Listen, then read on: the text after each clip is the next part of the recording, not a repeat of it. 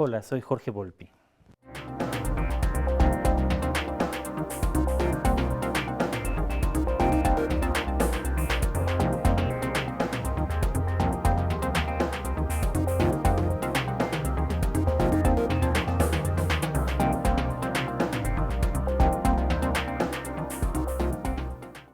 Jorge Volpi, escritor, novelista, ensayista, ha también entrado al periodismo.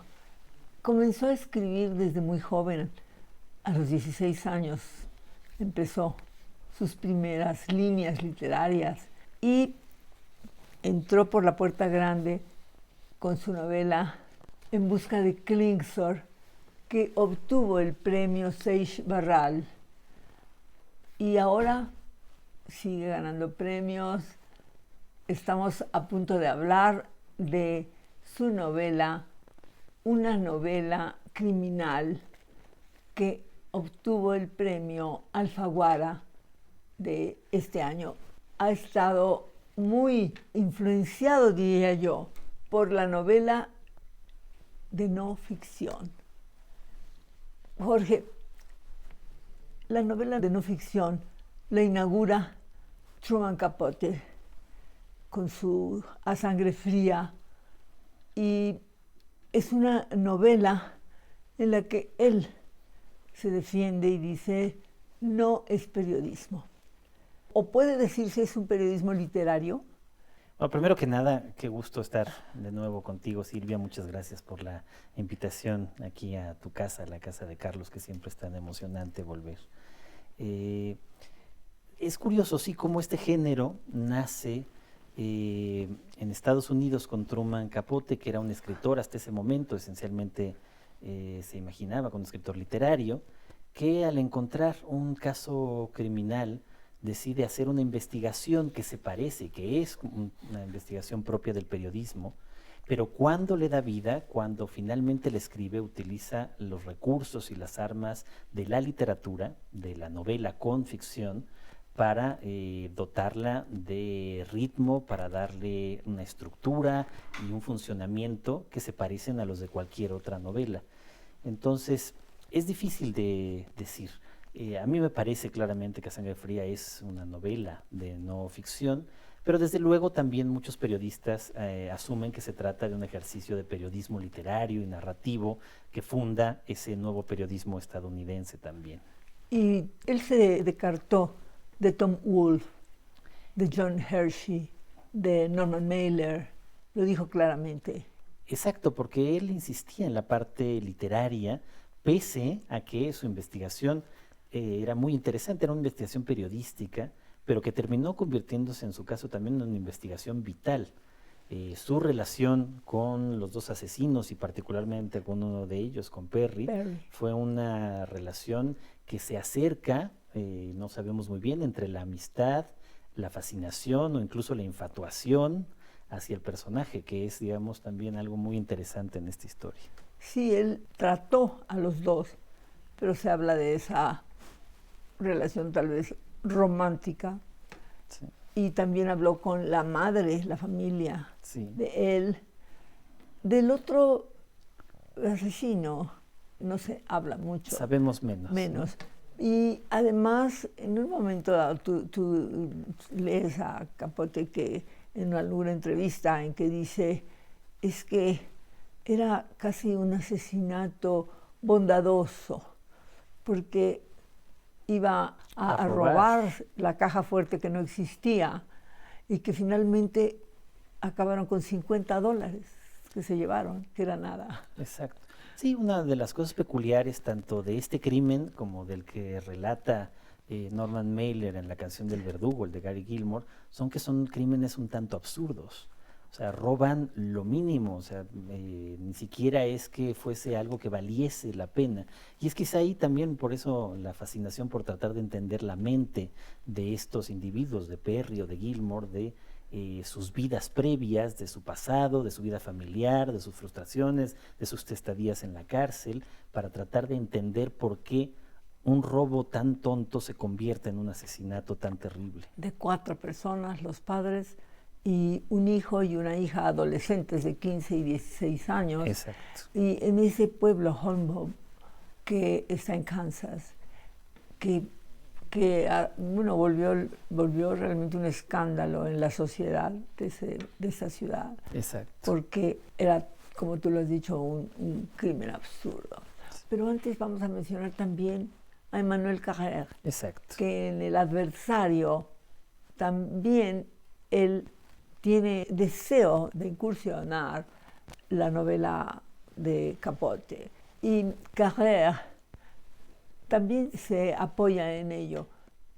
Sí, son hechos reales, pero son hechos reales que tratan de apegarse a la verdad, pero sin embargo hay ese gusto literario que tienen ustedes los escritores.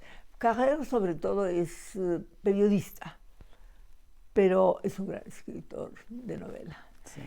Y yo te iba a decir que tu título, una novela criminal, pues es casi surrealista el título mismo y de ficción, porque una novela, si lo ves como lo estoy imaginando, una novela criminal, pues una novela con pistola o con ametralladora, es tan sugestiva de ficción que no duda uno lo que vas a leer.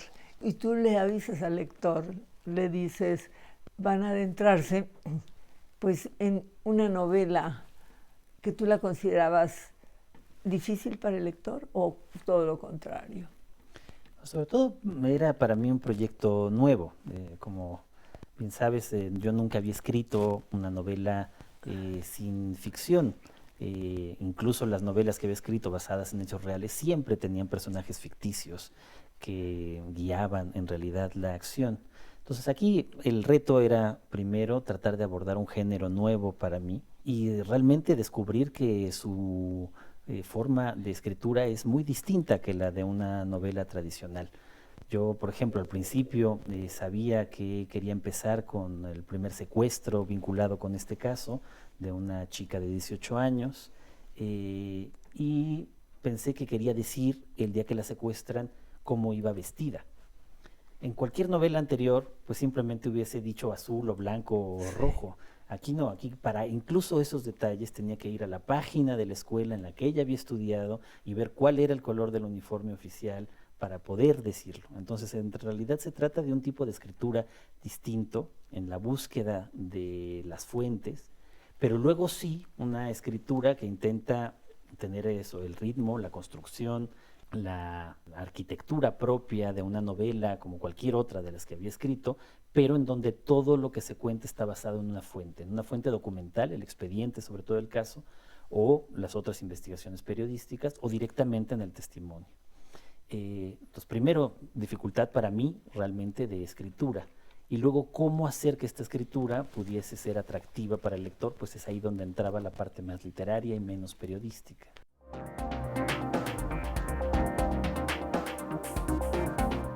A Truman Capote le tomó 6 años desde que comienza a escribirla hasta que la publica. ¿A ti cómo fue ese proceso? ¿Cómo lo resolviste?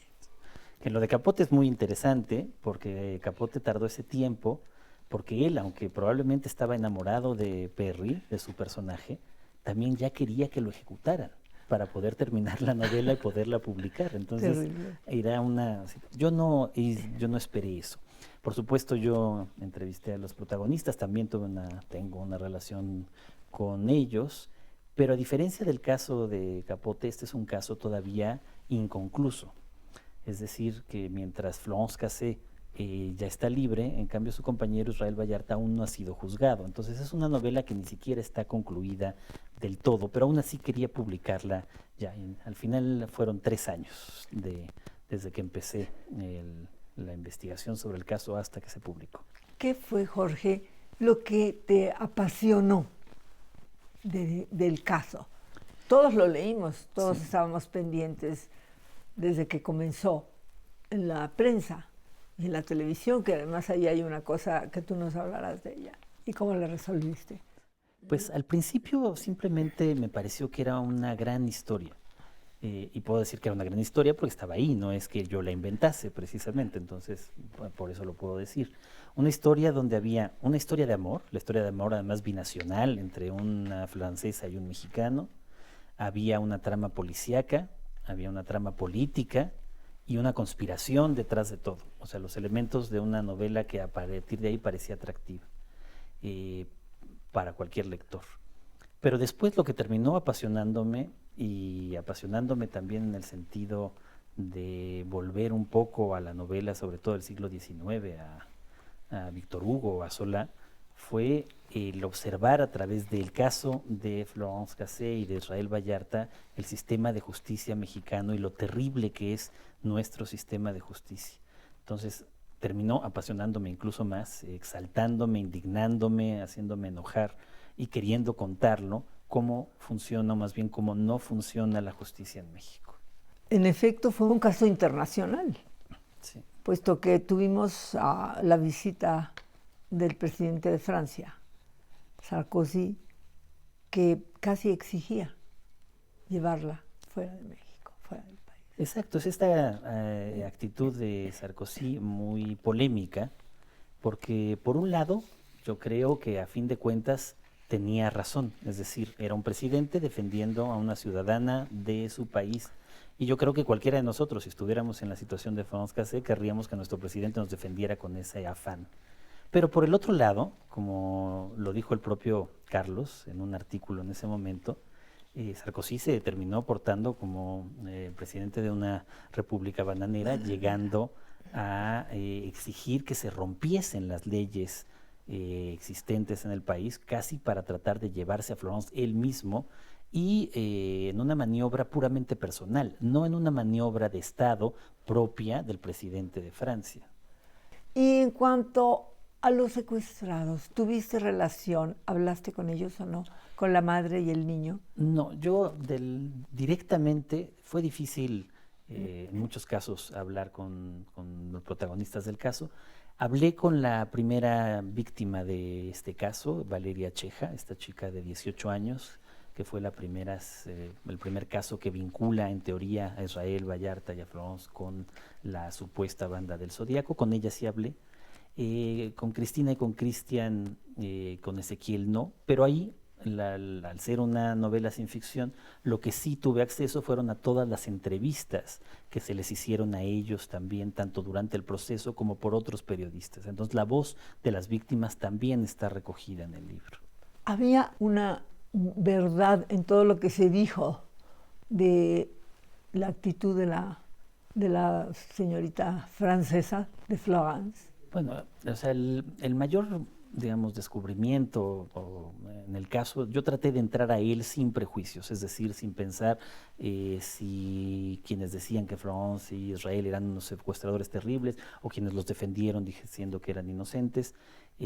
Traté de dejarlo al lado, revisar exhaustivamente el expediente, revisar todo lo que se había publicado sobre el caso. Y a la conclusión final que llego, más allá de mi propia idea sobre la culpabilidad o inocencia de ellos, que prefiero que la tenga el lector, es a que la policía y las autoridades destruyeron la posibilidad misma de saber la verdad de lo que ocurrió ese 8 y 9 de diciembre del 2005. No solamente cambiaron cosas, no solamente alteraron los hechos, sino que realmente fue una operación absolutamente desastrosa en todos los sentidos, para las víctimas y para los supuestos secuestradores. Al grado, y este es digamos el sentido de la sentencia que finalmente presentó el ministro Arturo Saldívar, que se crea un efecto corruptor, lo llama él, que hace imposible saber qué ocurrió en verdad. Y cuando uno no puede saber qué ocurrió en verdad por la acción de la autoridad, uno tiene que liberar a esas personas asumiendo la presunción de inocencia. Eso es, digamos, lo que yo te podría decir como conclusión final. Más que decir Israel y Florence son inocentes o son culpables, es lo terrible, es que fue la policía, la autoridad, el Estado mexicano quien destruyó la posibilidad misma de saber si son inocentes o culpables. ¿Cómo ha recibido la novela las personas del gobierno mexicano. Sí, ha habido de todo en esta recepción ya propiamente del libro. Ha sido un caso muy polémico, un caso que muchos mexicanos y franceses conocen muy de cerca. En otros lugares se lee distinto, pero en México y en Francia se lee recordando cómo cada quien vivió un poco ese caso. Y eso ha provocado que también, al no ser personajes, sino personas los que aparecen en el libro, tengan sus propias ideas, sus propias convicciones. Entonces, desde luego ha habido miembros del gobierno mexicano que me han dicho que coinciden con todo lo que se cuenta en el libro, ha habido quienes están en contra, ha habido periodistas que han estado a favor de lo que dice el libro, ha habido periodistas que se han exaltado diciendo que se trata de defender a secuestradores. O sea, era lógico que hubiera esta polémica. Y yo insisto, no se trata de defender a los secuestradores, se trata de mostrar cómo no funciona la justicia en México.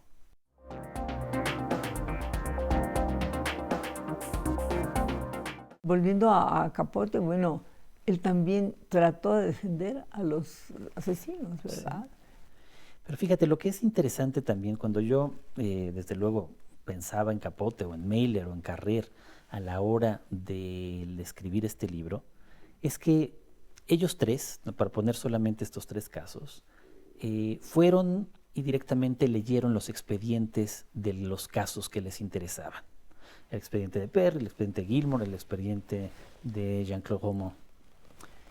Y la gran diferencia es que ellos sabían, confiaban en que lo que decía el expediente y lo que había hecho la justicia norteamericana o francesa era correcto. Aquí es exactamente lo inverso. O sea, a mí me tocó leer el expediente completo y ver en el expediente mismo todas las mentiras y las contradicciones de la autoridad. Y eso es lo que hace muy distinto este libro de A Sangre Fría o de La Canción del Verdugo o de El Adversario. Ellos confiaban en sus sistemas de justicia y lo que querían era interpretar por qué esos personajes, por qué esas personas se habían convertido en criminales. Aquí no, aquí la principal cosa que yo me encuentro es un expediente en el que no se puede confiar. Y por lo tanto, entonces el punto de vista es distinto. No es por qué ellos se convirtieron en secuestradores, sino por qué la justicia mexicana no fue capaz de ofrecerles un juicio justo. ¿Tú crees que la literatura ayuda a cambiar una situación de corrupción como de la que estamos hablando? Bueno, yo creo, y esto también muchas veces lo decía Carlos, que la literatura tiene un poder muy especial, pero sobre todo para cada lector en particular. A cada lector le puede ayudar a entender mejor o distinto el mundo que lo rodea. En este caso, entender mejor cómo es México y cómo es la justicia en México. Fuera de eso, el poder de una novela es muy pequeño, ¿no? Es muy pequeño comparado con casi cualquier otra cosa. Pero a veces sí, es capaz de crear en esos lectores, que quizás sea más de un lector, sino ya un grupo de lectores, una cierta conciencia mayor que permita tal vez, por la acción de esos lectores, no del libro, cambiar las cosas. La literatura, en realidad, sí tiene una acción sobre el lector. Exacto, yo creo que sí. Yo creo que ahí está el poder también de lo literario. O sea, la literatura, esto muchos estamos convencidos, no es un entretenimiento, no es algo solo para pasar el rato, es algo que realmente sirve para cambiar a las personas, para cambiar cómo piensan, cómo sienten las personas. La imaginación es muy importante Sí. en esto que estamos hablando de la novela. Exacto. La novela provoca la reflexión y la lectura en México sabemos que no es precisamente algo que está en acción. Tú ahora estás en la universidad. ¿Cómo están ustedes tratando con los estudiantes? Claro, ya son gente adulta, pero ¿cómo los convences? Nosotros, digamos, nos tocan estudiantes sobre todo desde el bachillerato en adelante, cuando creo que la mayor parte del mal ya está hecha. Es decir, creo que el principal problema es que no sabemos enseñarle literatura, no sabemos enseñarle el placer de la lectura a los niños sobre todo desde que empiezan a leer hasta la secundaria. Es ahí donde más claramente se adquiere o no el placer por la lectura. O sea, todos los grandes lectores se forman normalmente en esa etapa. Y desafortunadamente tenemos, no solo en México, en muchos países, un sistema educativo que lo hace muy mal, porque convierte la lectura en algo tedioso, obligatorio, cuando la lectura, para quien la descubre de otras maneras, es siempre un desafío, una aventura, algo esencialmente placentero. Y ahí es donde vamos muy mal. Cuando llegan ya al bachillerato y a la universidad, por supuesto, ya está hecho ese daño en la educación respecto a la literatura. Nosotros tenemos un programa amplio que el rector nos pidió de formación de lectores, se llama Universo de Letras, que intenta justamente tratar de paliar un poco esas deficiencias con las que llegan los estudiantes al bachillerato y muchas veces directamente a la universidad. Siempre hubo este viejo chiste que decía la Facultad de Filosofía y Letras, el lema era: nosotros vinimos aquí a estudiar literatura, no a leer. Casi, pero bueno, ese chiste casi se vuelve una realidad cuando el placer no está ahí. Entonces, lo que intentamos es, a través de estrategias distintas, que tienen que ver sobre todo con el placer, pero también con otras cosas que les interesan también a los jóvenes, con otras formas narrativas, la televisión, el cine, incluso los juegos de video, mostrar cómo el arte de narrar está ahí también y se puede relacionar con lo literario. Y a partir de ahí, pues tratamos de impulsar la lectura ya en esas etapas que son mucho más tardías. La lectura por gusto, no la obligación de leer ciertos libros de texto en cada carrera de la universidad, sino que además de eso la literatura sirva como una fuente de inspiración incluso para esas carreras. También la lectura, yo creo que es realmente útil y activa cuando estás en los años escolares. Exacto. Porque después, ¿a qué horas leen las personas que trabajan, que tienen tráficos como el nuestro? Yo creo que se tiene que advertir a los estudiantes, este es su momento, porque después se acabó. Sí, después se vuelve mucho más difícil encontrar el tiempo para leer un buen libro. Y por eso se dice, y es real, que la mujer es mucho más lectora que el hombre, porque tienen el tiempo, están en casa, y aunque no estén en casa, hay alguna motivación que atrae más a la mujer, ¿tú crees? Bueno, sí, parece, no sé a qué esté ligado, pero sí, los índices de lectura hablan de que las mujeres leen más que los hombres. A veces seguramente tiene que ver con el tiempo, pero a veces tal vez tiene que ver también o con la curiosidad o con el talento narrativo que tienen también las mujeres, ¿no? Jorge, muchas gracias. Encantada de haberte tenido en esta ocasión. Es mi primera entrevista después de la celebración de los 25 años de Canal 22 y de mi programa Tratos y Retratos. Me encanta que haya sido el primero. Muchas gracias. No, muchas felicidades a ti y al canal que yo quiero tanto. Pues y tú a lo ti, dirigiste. pues yo lo dirigí también y por de veras, esta entrevista que siempre es tan fascinante y agradable platicar contigo. Con Jorge Volpi, ustedes lo conocen, un joven y serio escritor, pero muy vacilador también. Gracias, Silvia. Silvia Lemus.